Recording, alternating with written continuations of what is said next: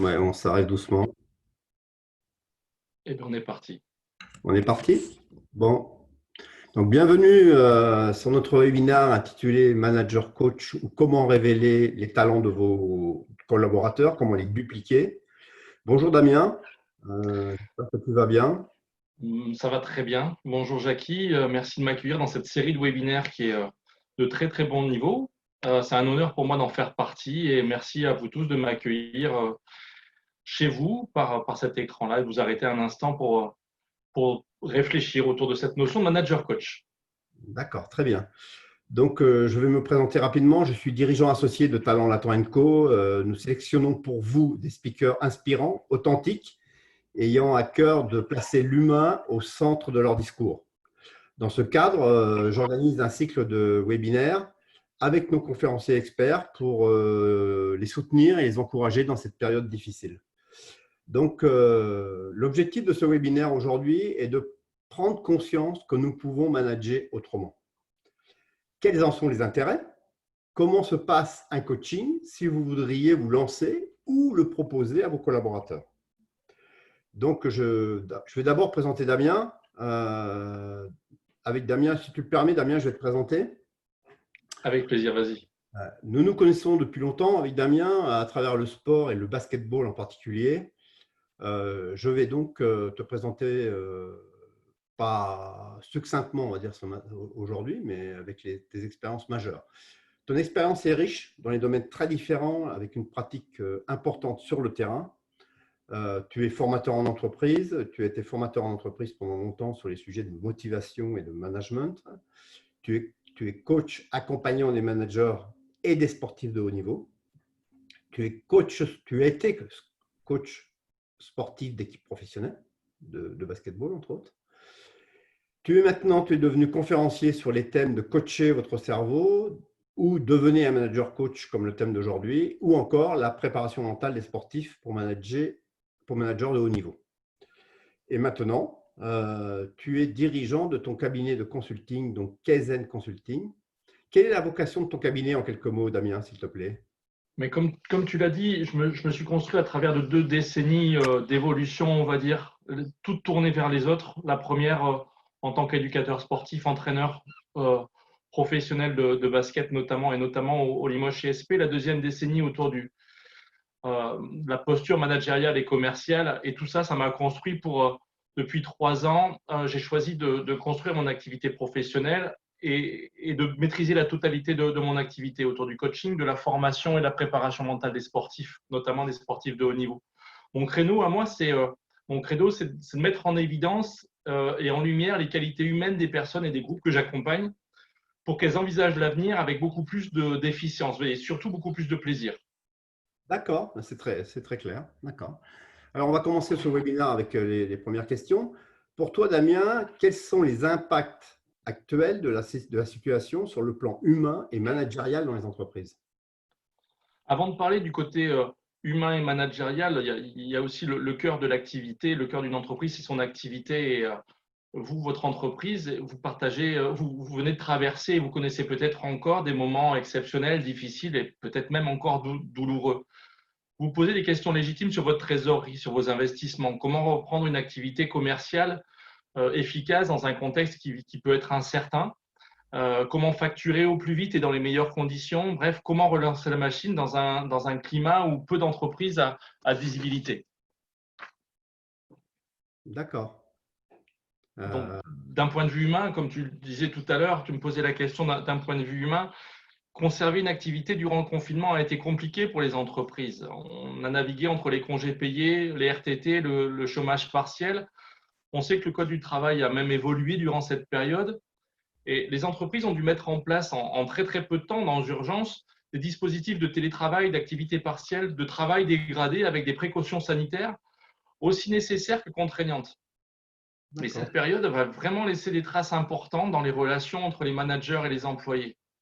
Il y a 33% des salariés qui pensent que le confinement va avoir un impact sur les relations qu'ils ont avec leur entreprise. Il y en a 14% qui pensent que les relations avec leur manager vont être bénéfiques et 19% qui pensent que ça a été un peu détérioré.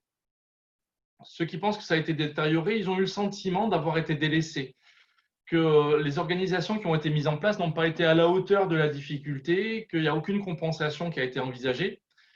Et ça a été pour certains très difficile de travailler de façon isolée. Et quand on parle de travailler de façon isolée, je pense notamment au télétravail. Il y en a certains qui l'ont mal vécu, il y en a pourtant 37% qui, pour eux, le télétravail a été vécu de façon positive. Même s'ils ont eu des petites difficultés pour gérer le pro, le perso et ainsi de suite, mais il y en a quand même 37% qui pensent que télétravailler est une bonne chose. Donc ça en laisse quand même plus de 60% qui ne voient pas cet avenir-là d'un œil positif. Enfin, il y a eu le recours au chômage partiel, souvent pas forcément très très bien vécu, parce que les collaborateurs ont eu le sentiment d'être mis de côté. Alors, avec deux impacts, soit ils se sont rendus compte que l'entreprise a fonctionné toujours alors qu'eux, ils étaient au chômage. Et puis, il y a les autres qui se sont dit, ben, je ne travaille pas et mon entreprise, elle ne fonctionne pas. Donc, ils se sont dit, punaise, je suis super important pour mon entreprise. Le dernier impact d'un point de vue humain, ce que je pense, c'est que ça peut développer encore un petit peu plus les risques psychosociaux, les burn-out, comme on appelle actuellement. Déjà au cœur des entreprises depuis une bonne dizaine d'années, notamment avec le procès de France Télécom. Et il y a des statistiques qui vont malheureusement dans ce sens-là, où on s'est aperçu que dans les 2 mois du confinement, il y a eu une augmentation des ventes de cigarettes de 41%, des ventes d'alcool de 15% et des ventes d'anxiolytiques de 20%. Donc, c'est des vraies questions à se poser. Ah, c'est des chiffres marquants. Hein. Ouais, ça fait presque froid dans le dos. Alors, même si l'activité reprend, on se rend compte dans certains secteurs, l'activité commence à reprendre, il ne faut pas penser pouvoir revenir à la normale aussi vite que prévu, notamment pour oublier les désagréments de la situation. On pourrait se dire, on va reprendre très très vite, comme ça on mettra ça derrière nous. J'ai l'intime conviction que les salariés, eux, ils attendent autre chose. Ils n'ont pas forcément envie de revenir à ce qui se faisait avant. Ça a été une bonne occasion pour eux de réfléchir. La crise a mis en exergue leurs préoccupations. La première préoccupation que ça a mis en place, c'est leur santé. Est-ce que d'aller au travail, je vais être en bonne santé? Est-ce que je ne prends pas des risques? On voit ça dans certains abattoirs, par exemple.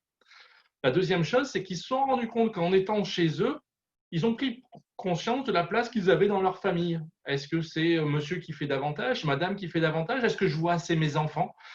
Ils se sont posés cette question-là. Je vous en ai parlé tout à l'heure, il y en a d'autres qui se sont posés la question de la place qu'ils ont dans leur travail, dans leur équipe, dans la productivité de leur entreprise. Certains se sont posés la question de leur motivation, de leur carrière. Je ne sais pas si vous avez vu récemment, on a vu des gens quitter Paris, quitter les grandes villes pour aller dans des endroits où leur qualité de vie sera prioritaire par rapport à leur qualité professionnelle. Alors, j'aurais juste envie de vous dire, mais aujourd'hui, c'est peut-être le moment de se poser la question, quand on a nos collaborateurs qui vont revenir dans l'équipe, c'est se poser la question, oui, mais là, dans les quelques semaines où on ne les a pas vus, il s'est passé quoi dans leur vie et dans quel état d'esprit ils reviennent aujourd'hui? D'accord. Est-ce que leur valeur, en fait, pendant ces temps-là, a évolué? Et éventuellement, on pourrait presque se poser la question, est-ce que cette crise-là, elle a fait évoluer les valeurs de mon entreprise? D'accord. Et j'aurais presque une dernière question à vous poser. C'est moi, là où on a été un peu à distance avec nos collaborateurs. Est-ce que mon état d'esprit vis-à-vis de mon entreprise, vis-à-vis de l'équipe que j'ai à manager, ça a évolué? D'accord. Et d'un point de vue managérial, pour les comités de direction ou autres, quel a été l'impact à ton avis? Moi, je vois ça d'un œil super positif. Ce qui ressort, c'est que le travail à distance des collaborateurs, imposé par le virus, a mis en évidence des nouveaux besoins et ça a obligé les managers à faire évoluer leurs pratiques. Cette distanciation physique a fait évoluer le rôle du manager. Il a dû s'adapter aux circonstances. Les rencontres qui se faisaient physiquement avant, le face-à-face, les réunions, le travail en équipe et tout ça, qui se faisait en présentiel jusqu'à présent, a été transformé en travail de distance par mail, par téléphone et encore en visioconférence. Je vois un effet valorisant dans cette situation où le manager a été obligé de faire davantage confiance à ses collaborateurs. Ainsi, il fait naturellement évoluer son management vers plus de délégation, plus d'autonomie, plus de responsabilité. Si je veux décrire un petit peu l'évolution du management, je verrais plutôt le manager d'antan qu'on voyait avant, très directif, très autoritaire, très contrôlant, le sachant, en manager qui donne un peu plus un cadre et qui laisse ses collaborateurs s'exprimer librement dans ce cadre.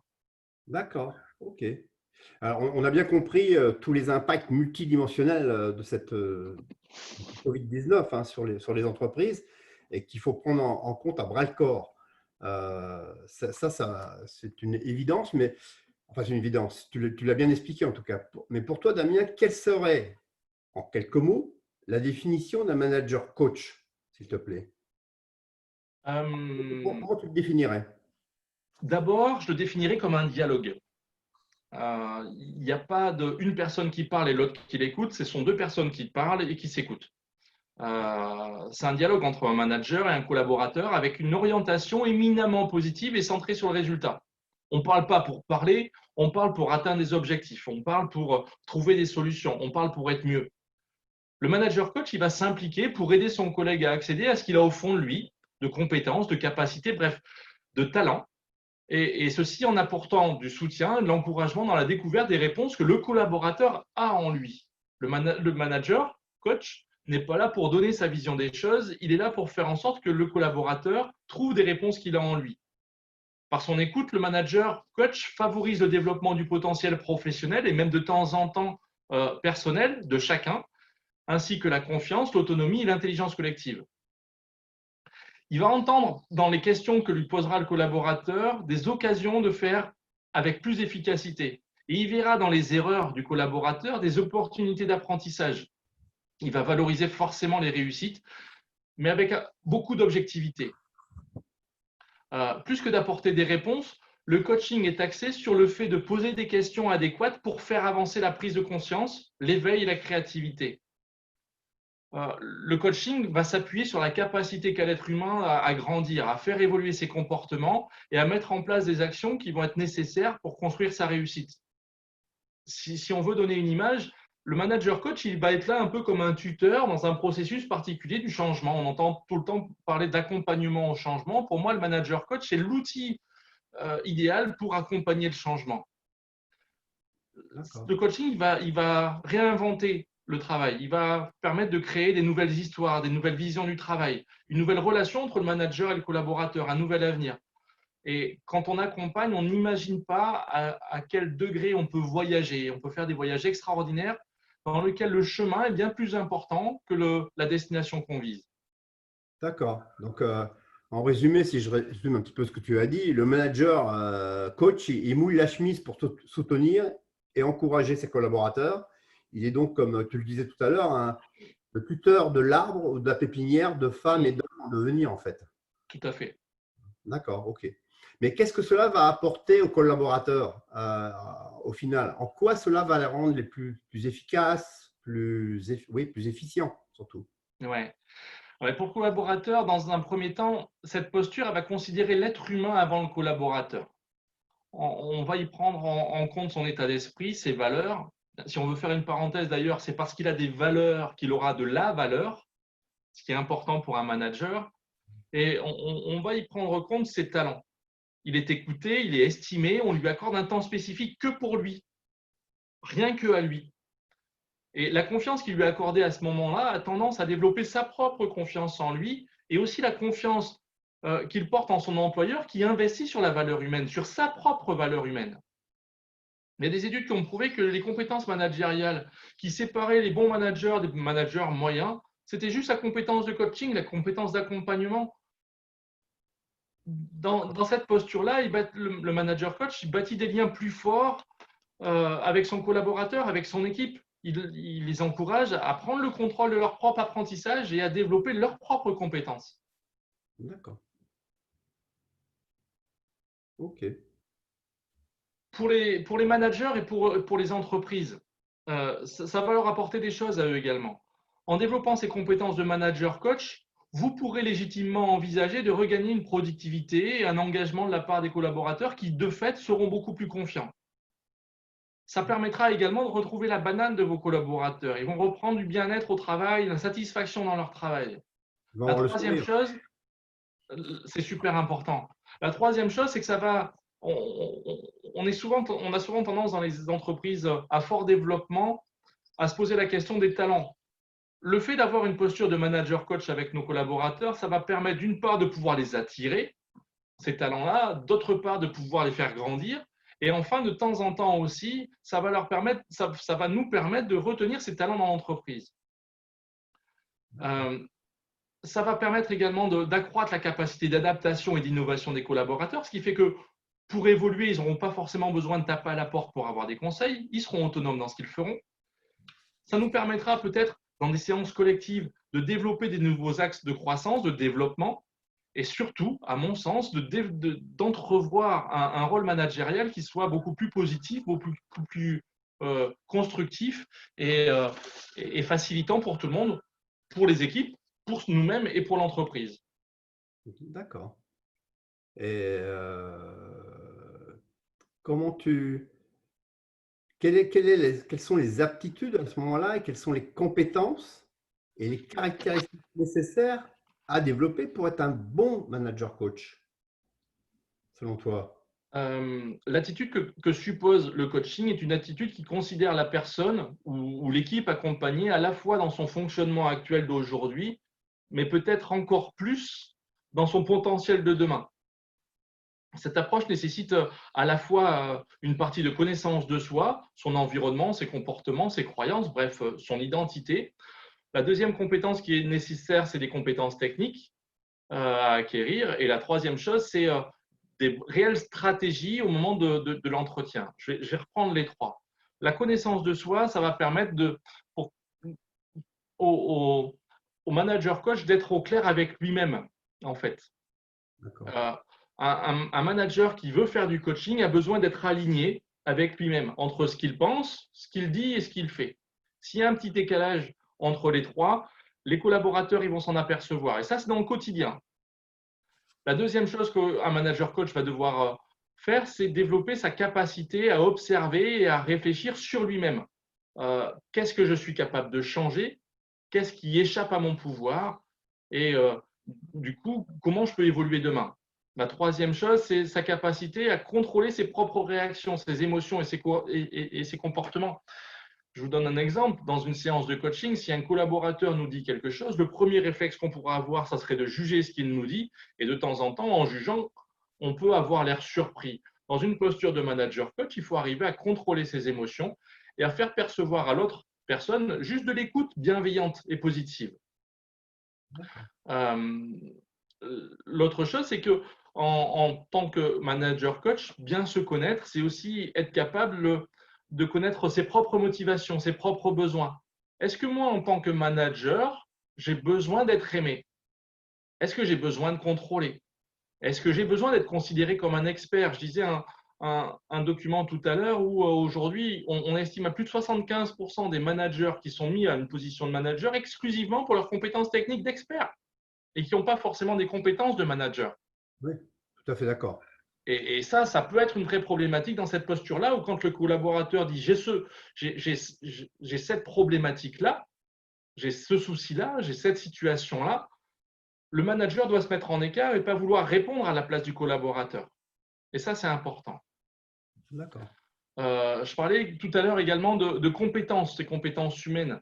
Il faut d'abord prendre en compte des compétences relationnelles. Je vais vous parler des choses qu'on entend parler tous les jours, ce qu'on appelle les soft skills, l'empathie, la bonne communication et l'ouverture aux autres.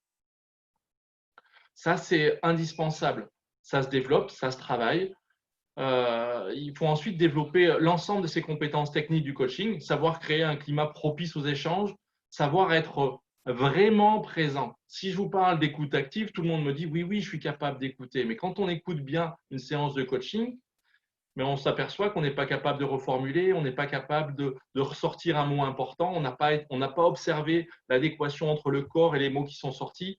Bref, on n'écoute pas forcément de façon entière, pleine et entière. Ouais. Une autre compétence qu'il faut acquérir, c'est cette capacité à poser des questions névralgiques. Les questions névralgiques, ce sont des questions qui vont rester dans le cerveau, qui vont cheminer dans le cerveau, qui vont permettre d'explorer, de creuser, de mettre en relief, d'insister sur les mots forts, de signaler des incohérences qu'il pourrait y avoir. D'accord. Et enfin, afin d'optimiser chaque séquence de coaching, le manager doit définir sa stratégie, son cadre.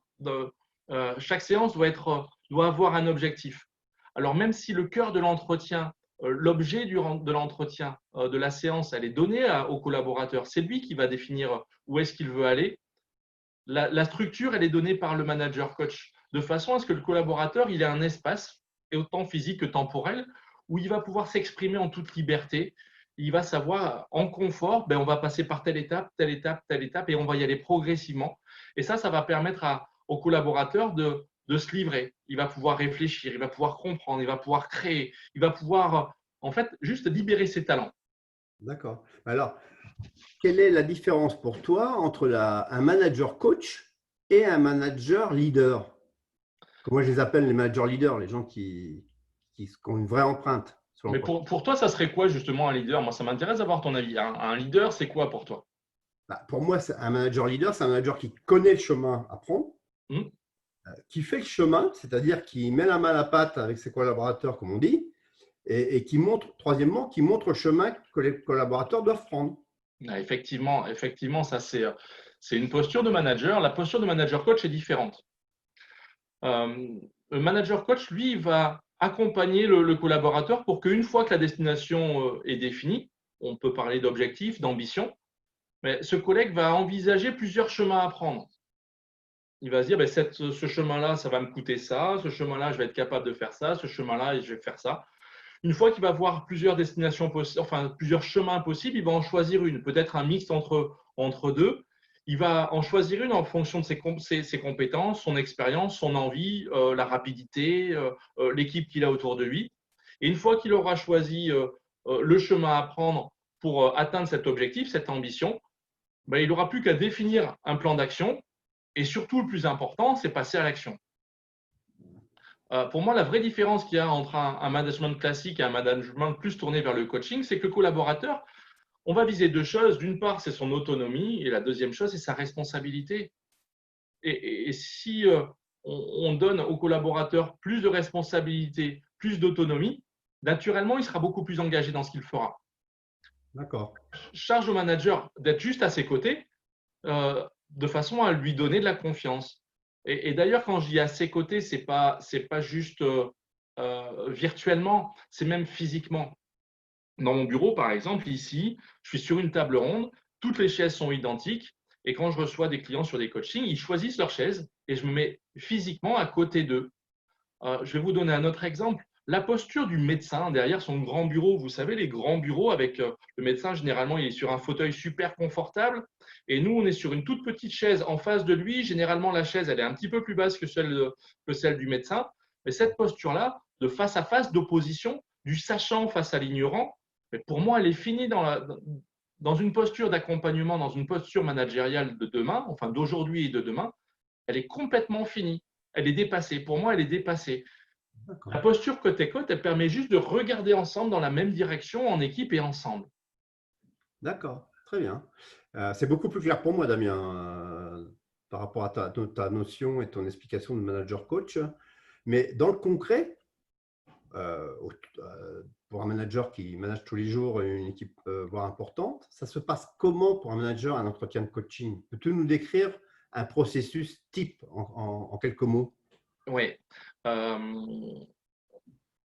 Si toutefois il existait un coaching type, puisque comme c'est une interaction entre deux personnes, il y a vraiment un lien entre deux personnalités qui va faire que d'avoir quelque chose qui soit type, ce n'est pas si simple que ça.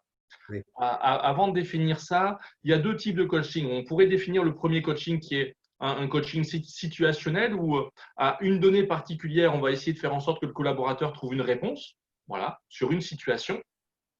Et la deuxième, elle va s'envisager beaucoup plus sur le long terme. L'objectif dans ce cas-là, il est plus sur une montée en compétences, sur un développement de l'autonomie, de la responsabilité du collaborateur sur plusieurs semaines, plusieurs mois.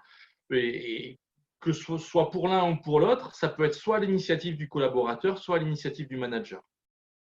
Maintenant, tu me demandes d'être concret, alors on va imaginer un coaching dans le détail.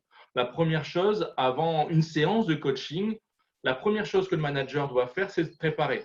Et quand on dit préparer, c'est préparer l'objet de la séance à un timing, une durée, le bon moment. Ça doit être ni trop long ni trop court et un espace qui va favoriser les échanges.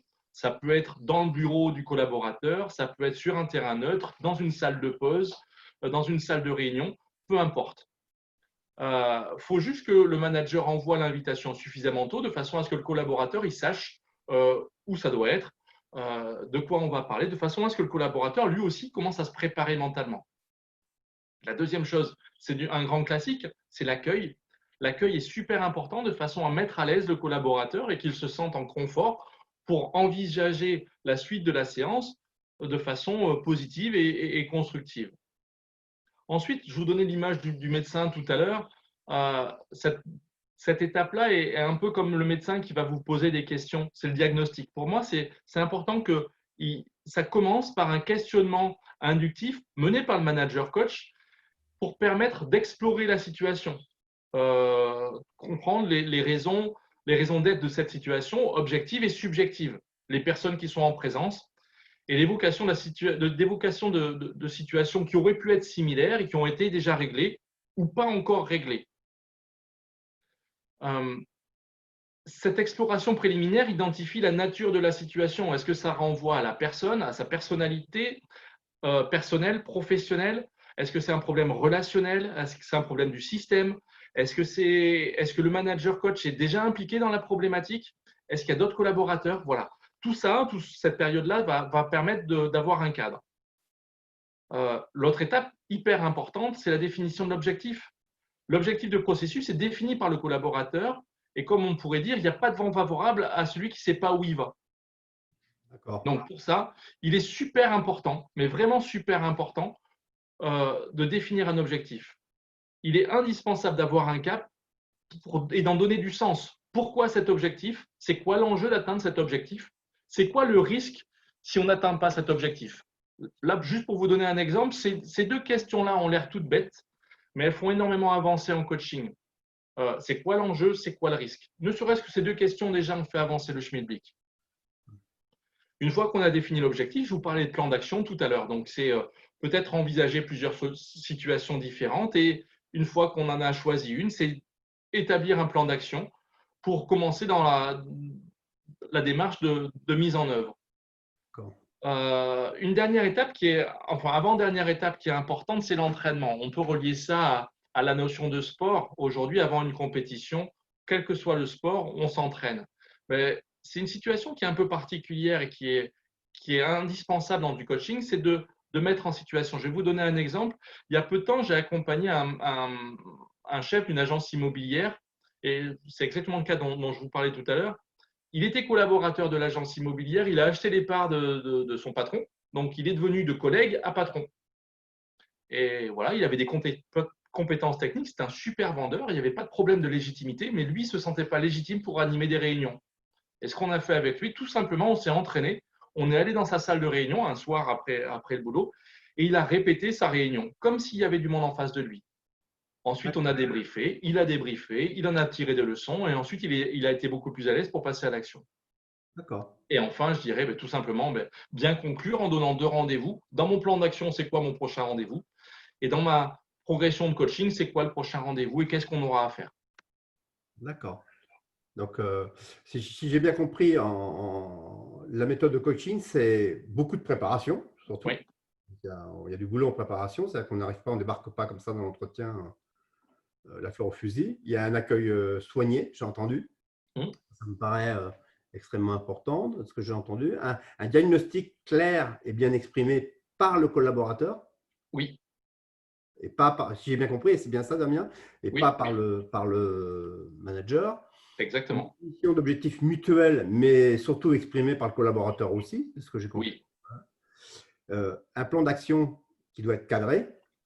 Et puis, j'ai bien compris la fin, il faut s'entraîner, répéter, répéter, s'entraîner, s'entraîner, s'entraîner, quoi. Oui.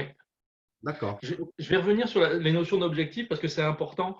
Le questionnement du manager va accompagner le collaborateur à définir un objectif qui rentre dans le cadre de l'entreprise. C'est-à-dire que le manager, il ne se dédouane pas de l'objectif de l'équipe, de l'objectif de l'entreprise.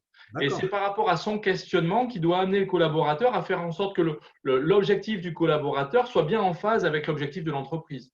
Ouais, j'ai bien compris. J'ai bien compris. Mais, donc, c'est vraiment clair pour moi, Damien. Mais selon toi, et j'espère que pour les auditeurs aussi d'ailleurs, mais selon toi, faut-il utiliser des outils spécifiques pour se former à être un bon manager coach? Est-ce qu'il y a des outils particuliers?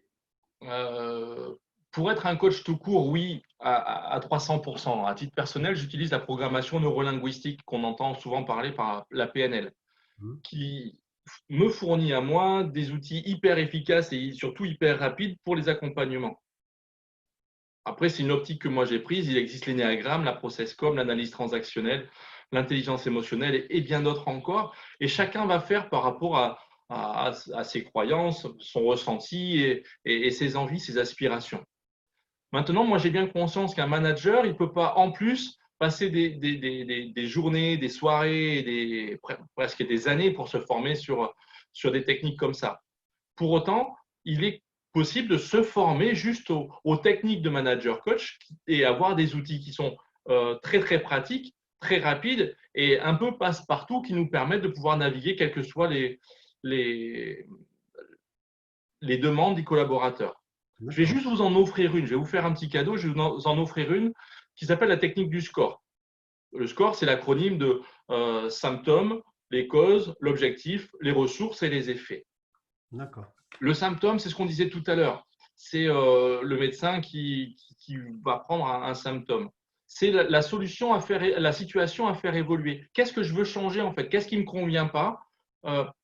Quelle est ma situation actuelle? Ce qu'on appelle en PNL la situation présente.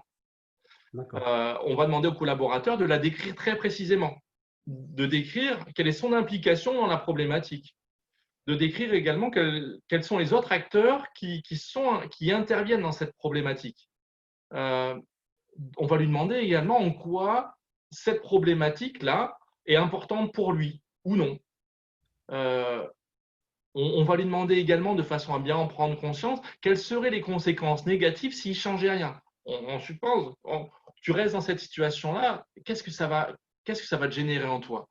Et enfin, pour certains, et si on le sent, et là j'ai bien conscience que pour une posture de manager, c'est un peu particulier, on peut lui demander ce qu'il ressentirait à ce moment-là. La deuxième étape, c'est les causes. C'est quoi le déclencheur? Depuis quand il y a cette situation qui ne convient pas? Et pourquoi ça n'a pas été autrement? Euh, En quoi cette situation, elle ne convient pas? Qu'est-ce qui est à l'origine? Qu'est-ce qui a provoqué ça? Depuis quand? Et on pourrait presque se poser la question, mais ça fait quelques jours, quelques semaines, pour certains cas, quelques mois qu'il y a cette situation-là. Qu'est-ce qui fait qu'on n'a pas encore changé? Ça, c'est important. La troisième étape, c'est le haut pour objectif. On en a déjà parlé tout à l'heure. On avait la situation présente. On a maintenant la situation désirée, Mhm. qu'on appelle l'objectif. Qu'est-ce que vous voulez à la place de ce qui ne va pas, très précisément? Mais au-delà de ça, on va poser la question aux collaborateurs, mais ça va t'apporter quoi de changer ça? Il va y avoir quoi comme impact positif pour toi? Et ce qu'on appelle en PNL l'écologie de l'objectif, est-ce qu'il va y avoir que des impacts positifs pour toi? OK? Est-ce qu'il n'y aura pas des impacts négatifs pour toi et éventuellement pour les autres? Ça, c'est important de se poser la question parce que si le collaborateur veut aller dans une destination et qu'il se rend compte que la moitié de son équipe va avoir des impacts négatifs, on se rend bien compte qu'il va y avoir des freins. La D'accord. quatrième étape, que sont les ressources, c'est de poser la question au collaborateur de savoir, pour atteindre cet objectif-là, s'il ne l'a pas encore fait, c'est qu'il a besoin de quelque chose. Bon, on va lui demander, tu as besoin de quoi? Qu'est-ce qu'il te faut pour atteindre cet objectif? Y a-t-il d'autres ressources dont tu pourrais avoir besoin? Si à cette question, il nous répond non, mais dans ce cas-là, on peut creuser et lui dire, mais malgré tout, s'il y avait quand même une ressource que tu n'as pas encore et qui te permettrait d'avancer plus vite dans cet objectif, ça serait quoi? Et enfin, il y a la question finale qui est pour moi primordiale. Maintenant que tu as trouvé les ressources dont tu as besoin, qu'est-ce qui t'empêche d'atteindre cet objectif? S'il nous répond, il n'y a plus rien, je suis OK, on y va. Si vous voyez que la réponse, elle n'est pas instantanée, et le collaborateur il commence à se poser, c'est qu'il y a encore quelque chose qui bloque. Et dans ce cas-là, il faut retourner sur les causes. Et on va aller creuser un petit peu les causes, c'est qu'on n'a pas complètement tout fait. D'accord. La dernière étape, c'est les effets. C'est quels vont être les effets positifs une fois que ton objectif sera atteint? Qu'est-ce qui va faire en sorte que ça va te remplir, ça va t'apporter du bien? Imagine-toi la situation finie. Maintenant, qu'est-ce que ça t'apporte? Qu'est-ce que ça va changer dans ton activité? D'accord. Ok. La méthode est effectivement assez claire. Bon, on n'a pas le temps de rentrer dans les détails de cette méthode, mais si ça intéresse les auditeurs, naturellement, ils peuvent prendre contact avec nous pour en savoir plus sur cette méthode et aller plus loin et avoir des réponses potentielles. Mais on n'a pas je suppose qu'il y a d'autres outils, donc on ne va pas parler de tous les outils dont tu parlais tout à l'heure parce que ça serait beaucoup trop long et puis ça pourrait faire l'objet d'ailleurs d'une webconférence qu'on pourrait organiser ensemble, mais qui serait une webconférence totale sur ce sujet-là. Mais je souhaiterais, moi, approfondir une caractéristique avec toi qui devrait vraiment intéresser nos éditeurs et dont on parle, tout le monde parle, mais qui n'est pas facile à appréhender, c'est la motivation des collaborateurs. Car on peut voir en cette période, là, on voit bien qu'en cette période, il y a des collaborateurs qui sont très engagés, très positifs, très inventifs, et puis des hommes et des femmes qui ont tendance complètement à se déliter, à être vraiment en très grosse difficulté face aux enjeux, et face aux nouveaux enjeux, et face à la nouvelle vision d'entreprise. Pourrais-tu nous donner quelques éléments? Alors, je sais bien que ça pourrait être un sujet complet de webinaire, hein, ce sujet de la motivation. On pourra d'ailleurs construire une webconférence aussi là-dessus, mais quels seraient, toi, les quelques éléments caractéristiques de ce sujet-là? C'est passionnant la motivation, hein. On en parle souvent, on voit ça dans le sport, on voit ça dans l'entreprise, on voit ça partout, hein. J'ai réfléchi un petit peu à la motivation et je me suis dit, mais en fait, c'est quoi la motivation? Euh, pour moi, c'est un certain type de désir, enfin, c'est deux désirs qui sont l'un avec l'autre. La première chose, c'est que ça doit être un désir qui doit être utile. Utile à autre chose que le simple plaisir qu'on éprouve à le satisfaire. Ça, c'est la première chose. Et c'est ensuite un désir qui pourrait être paradoxal, qui porte sur quelque chose qu'on ne désirerait pas spontanément. Je vais vous donner deux exemples. Le premier, vous êtes en train de manger à table au restaurant avec des amis. Imaginez qu'il y a un de vos amis qui vous dit, bah, dis donc, tu as été motivé, hein. On trouverait ça, mais vraiment complètement ahurissant. Mais on ne parle pas de motivation. Et pourtant, on a mangé avec plaisir, on a mangé avec appétit, souriant et avenant. Je vous donne un autre exemple. Imaginez, vous venez de faire l'amour avec votre conjoint ou votre conjointe, et lui ou elle vous dit à l'oreille, dis donc, chérie, tu as été motivé là ce soir. Mais je suis persuadé que si on vous parle de motivation dans ces moments-là, vous y verrez plus des raisons de vous inquiéter que de vous satisfaire. Alors, à quel moment on va parler de motivation? Pour moi, on va parler de motivation quand le simple désir ne suffit plus. Par exemple, dans le sport, personne n'aime s'entraîner 10 heures par jour juste pour s'entraîner. Dans le travail, il n'y a personne qui va aimer couler du béton, manipuler des outils, des logiciels à longueur de journée. Non, non, et pourtant on le fait. On le fait parce qu'on désire cette fois spontanément le résultat qui est visé et non l'entraînement pour la victoire. Non le travail, mais le salaire, la reconnaissance, la promotion, la réussite de l'équipe, la satisfaction civile de se savoir utile et performant. Ces deux caractéristiques ici se rejoignent. Il ne s'agit pas pour le manager de créer le désir, ça on ne peut pas, mais c'est vraiment de le rendre utilisable et de le transformer en motivation. Je vais vous proposer une approche de la motivation qui est typiquement utilisée avec les sportifs que j'accompagne. Il y a 5 sentiments et on va explorer les 5 sentiments. Le premier sentiment, c'est le sentiment d'autonomie. Je me rappelle, il y a quelques semaines, je suis allé voir un boxeur que j'accompagne, un boxeur de 18 ans qui est vice-champion de France de sa catégorie à 18 ans, donc c'est vraiment quelque chose de super pour lui. Je suis allé le voir à l'entraînement et son entraîneur, qui est en plus son père, lui fait faire une longue série d'enchaînements, de répétitions de certains mouvements. Et à un moment, à la fin, il lui dit, tu vois, maintenant, Hugo, c'est toi qui vas choisir l'enchaînement.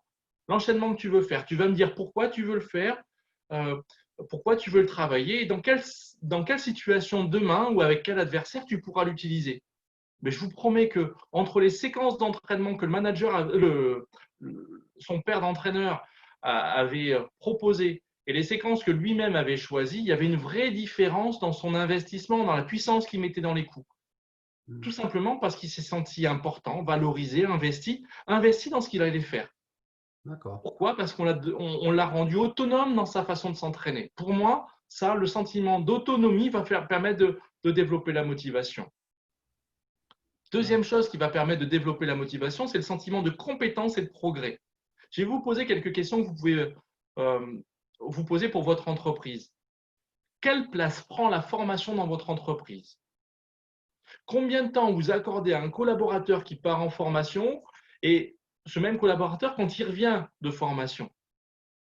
Imaginez la perception d'un collaborateur qui perçoit son manager comme quelqu'un qui prend en compte l'évolution de compétences de son collaborateur et qui lui dit, ben voilà, tu vas partir, tu vas apprendre ça. Et à son retour, mais qu'est-ce que tu as appris? Comment on peut l'utiliser demain, ça? Qu'est-ce que tu peux nous apporter de nouveau? Je vais vous poser une autre question. Comment est envisagée la progression de vos collaborateurs au-delà de l'entretien annuel? À quel moment vous allez voir un collaborateur en lui disant bravo, tu as réussi, tu as grandi, tu as progressé? D'accord. Tiens, d'ailleurs, comment vous valorisez vos collaborateurs quand ils ont progressé, quand ils ont réussi quelque chose? Une autre notion qu'on aborde peu dans les entreprises, c'est comment est transmise l'information d'un collaborateur à un autre. Il y a deux moments clés dans la vie d'un collaborateur.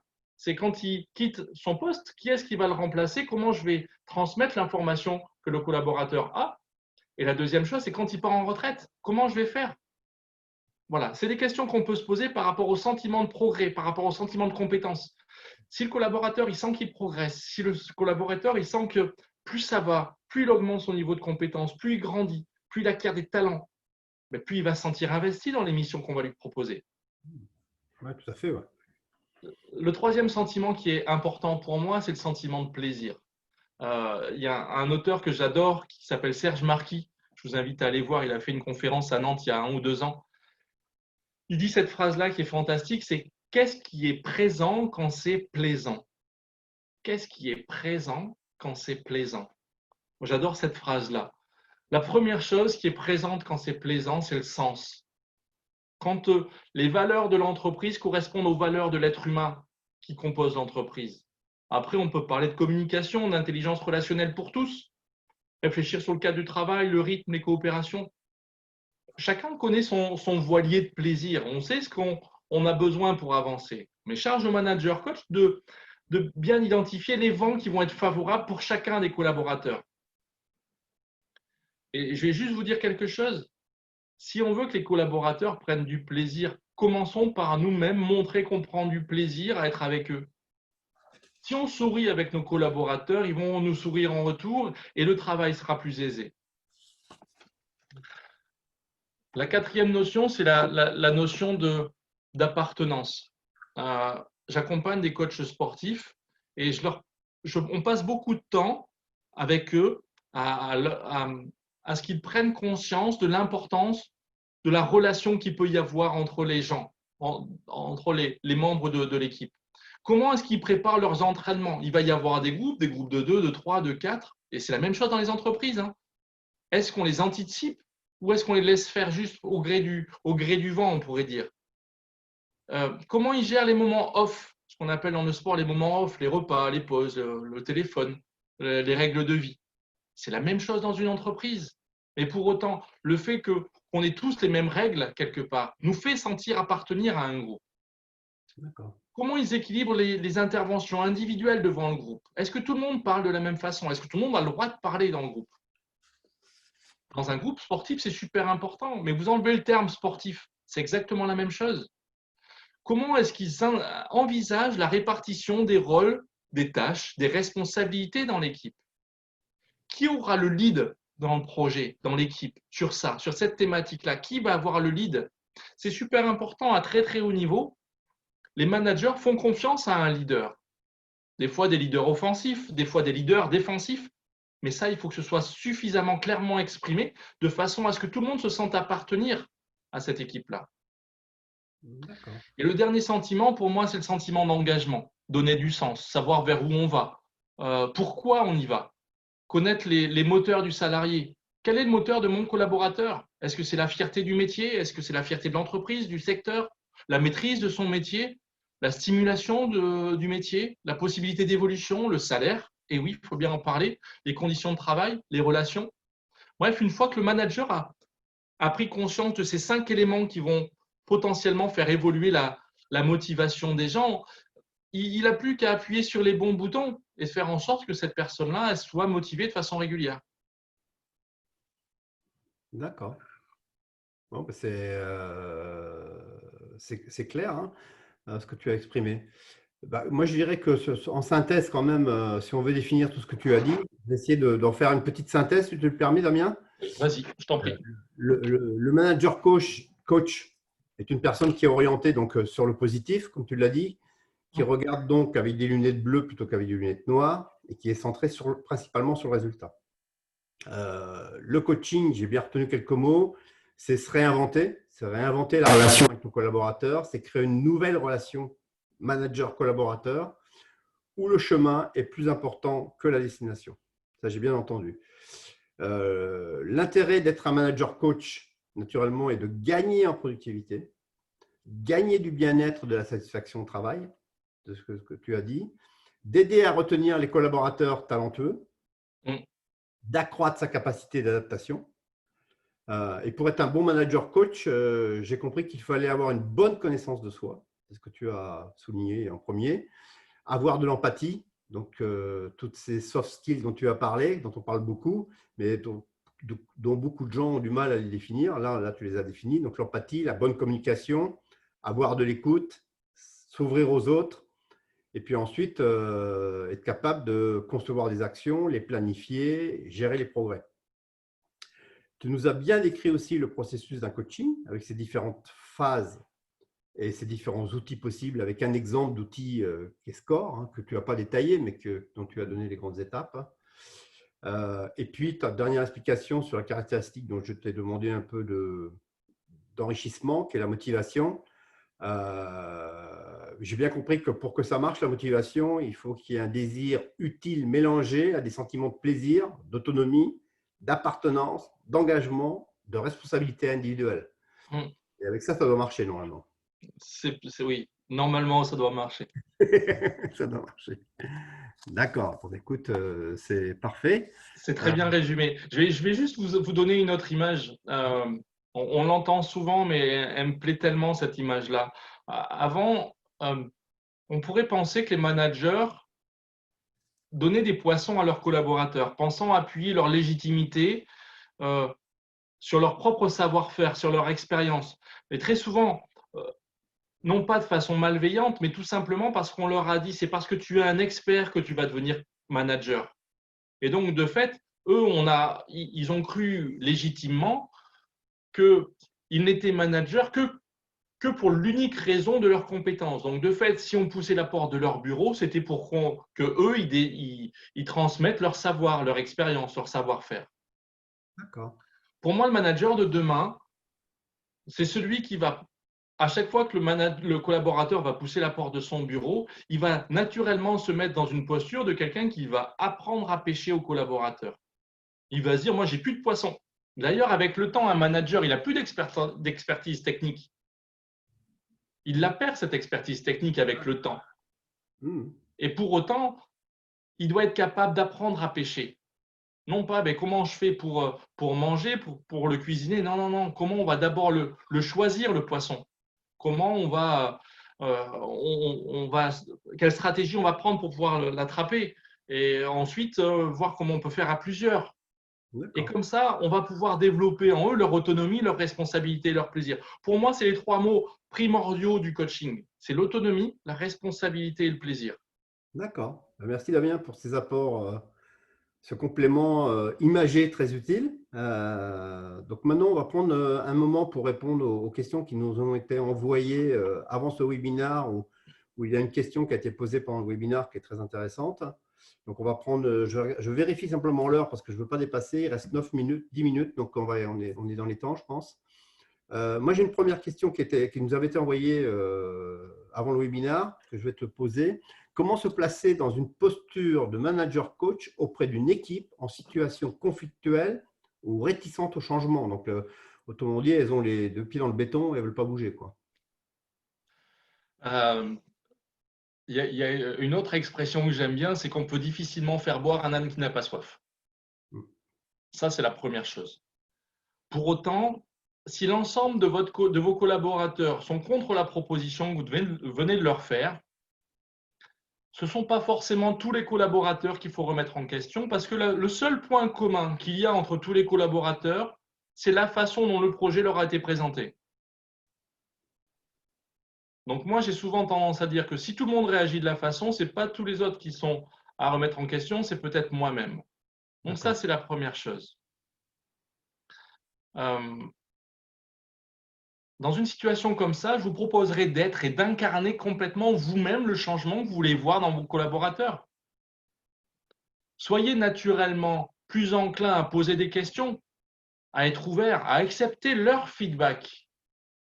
Si vous acceptez leur feedback naturellement, vous leur demandez implicitement d'accepter votre feedback, la critique, les axes d'effort. Et petit à petit, la confiance mutuelle, elle reviendra un jour naturellement. Et c'est presque ça qu'il faudrait viser, c'est que ce soit même eux qui vous disent « Ah ouais, c'est bien ta façon de faire, de poser des questions, on avance. Et j'aimerais bien qu'on continue à faire comme ça. » Et je vais vous avouer quelque chose, peu importe le nom qu'on y met, que ce soit accompagner, faire grandir, coacher, on s'en fiche. On s'en fiche complètement du nom qu'il y a. L'important, c'est que si vous voulez que vos collaborateurs changent, soient plus ouverts au changement, commencez vous-même par changer de posture. D'accord. Ouvrez votre porte. Et c'est autant physiquement d'ouvrir une porte que s'ouvrir son visage. Ouvrir et comprendre pourquoi ils sont contre.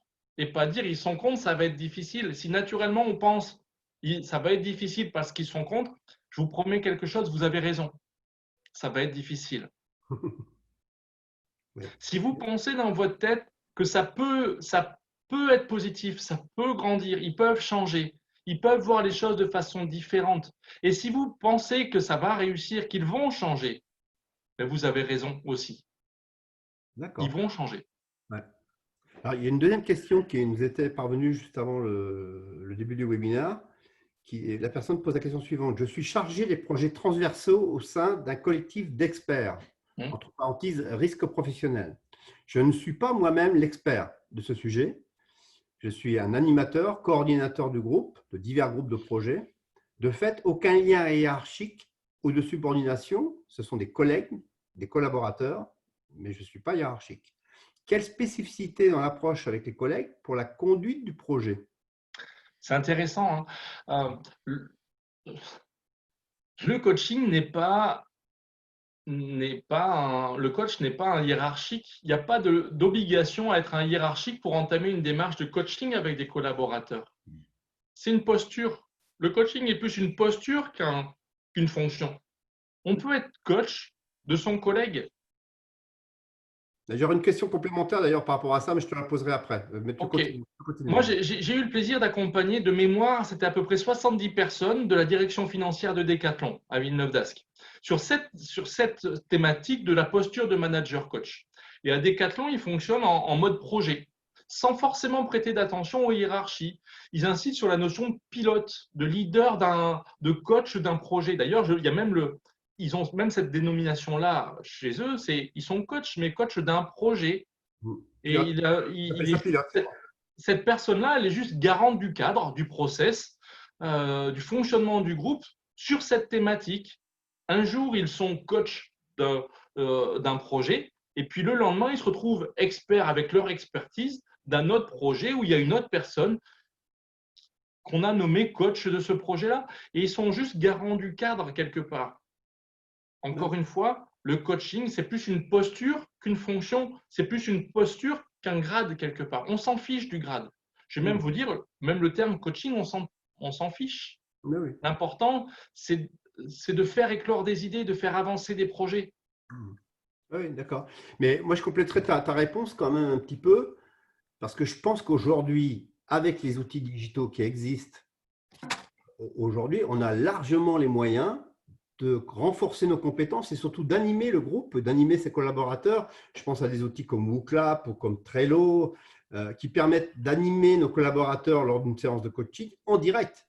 Et c'est eux qui remplissent le Trello, par exemple, sur les missions, l'objectif, les outils, le timing, etc., et en donnant plus ou moins d'importance à chaque tâche. Donc, je pense qu'il ne faut pas oublier cet aspect-là des outils digitaux, parce qu'ils peuvent énormément renforcer la compétence managériale, je pense. Oui, tout à fait. Et même dans le coaching, les outils digitaux sont facilitants. On s'est rendu compte là qu'il y avait des personnes qui avaient pris goût à faire du télétravail, mais le coaching peut se faire à distance. Aujourd'hui, moi, j'ai 9 coachings sur 10 se fait à distance aujourd'hui par Skype ou autre. Hein. Enfin, je dis Skype, je ne suis pas tenu avec eux, mais c'est très important. Et puis, comme tu dis, il y a des outils collaboratifs. Donc là, on va être plus dans du coaching d'équipe, dans du team building. Il y a des outils collaboratifs qu'on peut faire de façon informatique et chacun va y aller au moment où il a du temps pour le faire. Et ça, c'est hyper confortable pour les collaborateurs. Ok. Il y a une question qui est en lien avec la deuxième question qui est venue pendant le webinaire, qui est intéressante. Un manager coach est-il aussi neutre qu'un coach externe à l'entreprise? C'est intéressant parce que toi, tu es coach externe. Donc, c'est ça, super intéressant. Ouais. C'est super intéressant. Si tu peux peut-être pas tout répondre, mais en tout cas, apporter peut-être quelques éléments. Sinon, on répondra à la personne par mail. Mais... Il doit ambitionner d'être le plus neutre possible. Il doit ambitionner d'être le plus neutre possible. Je vais vous donner un exemple. Si lui-même est impliqué dans la problématique, vous savez, dans le diagnostic dont on a parlé tout à l'heure, si lui-même est impliqué dedans, il va avoir du mal à se libérer complètement de l'interprétation, de la vision du collaborateur. Après, il y a une chose que n'apporte pas un coaching extérieur, c'est qu'il ne connaît pas suffisamment bien le métier. Il va passer beaucoup plus de temps à essayer de comprendre le contexte, le cadre dans lequel est la problématique et où pourra se positionner la solution. Je pense qu'il y a une réelle plus-value à soi-même être coach de ses collaborateurs, au moins pour connaître le cadre. Après, il y a des fonctionnements. Je vous donne encore l'exemple de Decathlon. Un collaborateur peut choisir un manager qui est coach, un manager d'une autre équipe pour que ce manager d'une autre équipe le coache lui. Oui. Et là, on arrive à pouvoir s'exprimer encore plus librement. Oui. Après, c'est un contrat de confiance qui est passé, mais un contrat de confiance écrit, dans le sens où on n'en a pas parlé, mais c'est indispensable en entreprise qu'il y ait un contrat moral qui soit passé en disant tout ce que tu vas me dire va rester entre nous. De façon à pas biaiser les autres relations qu'il pourrait y avoir. Bien sûr. Oui, mais moi, je compléterai quand même ta réponse parce que moi, je dirais quand même qu'un coaching externe, et pour l'avoir vécu pour moi-même, je m'en suis rendu compte, la remise en cause est plus importante. Je trouve que la remise en cause peut être plus importante. C'est-à-dire que le coach interne, lui, il est forcément dans un cadre, comme tu l'exprimais tout à l'heure, avec des objectifs, avec une mission, avec une vision de l'entreprise, avec une ambition pour l'entreprise. Et il va rester dans ce cadre-là. Un coach externe, lui, il va pousser le bouchon beaucoup plus loin. Alors, à la fois sur le plan professionnel, je pense, mais aussi sur le plan personnel. Parce que tant que ça ne va pas, ce n'est pas uniquement professionnel, c'est aussi sur le plan personnel. Tu as tout dit, Jackie. Le coach externe, alors, je ne dis pas qu'il y en a un qui est mieux que l'autre. Je pense que les deux ont des vrais avantages. Le coach externe peut légitimement aborder les thématiques systémiques de la personne qui coach, en fait. Il va y avoir forcément le collaborateur dans l'entreprise, dans son équipe, dans son travail, mais aussi dans sa famille, dans l'équilibre vie pro, vie perso. Un manager coach, c'est souvent une question qui vient dans les formations de manager coach que je donne. C'est oui, mais là, est-ce qu'on ne s'écale pas trop dans le perso et le manager ne se sent pas légitime d'aborder des thématiques comme les valeurs, comme l'identité. Tout à fait. C'est pour ça que je complétais un peu ta réponse parce que… Chose qu'un manager externe, il est open par rapport à ça. Il y va. Exactement. Mais même un manager interne, oui, il peut, au début de l'entretien, dire tu me dis stop dès que tu penses que je vais trop loin. Je m'autoriserai certaines choses, à parler de toi peut-être. Si tu n'as pas envie de m'en parler, tu ne m'en parles pas. D'accord. Et on passe le contrat dès le début. Quand je vous parlais de l'accueil, ça fait partie du contrat qu'on donne au tout début de l'entretien. D'accord. Très bien. Bon, merci beaucoup, Damien. C'était fort intéressant. Moi, je me suis beaucoup enrichi. Merci, Jackie. Nos auditeurs aussi. Donc, je te dis un grand merci. Un grand merci à nos auditeurs qui ont suivi ce webinaire. Pour la suite, le replay vous sera donc envoyé dans les prochains jours. Hein. Je pense que dans les 48 heures, 72 heures, vous pourrez avoir le replay. Ceux qui souhaitent, pour les auditeurs qui souhaiteraient approfondir le sujet avec nous, vous avez l'affichage de nos coordonnées. Ces coordonnées seront affichées aussi dans le replay, donc pas de souci pour vous pour nous joindre. Et puis, je vous dis donc à bientôt pour un nouveau webinar qui devrait arriver, je pense, j'espère, dans les 15 jours. Vous recevrez certainement une invitation. Et puis, bon courage pour vos entreprises. À bientôt. Merci Jackie, merci à tous. À bientôt.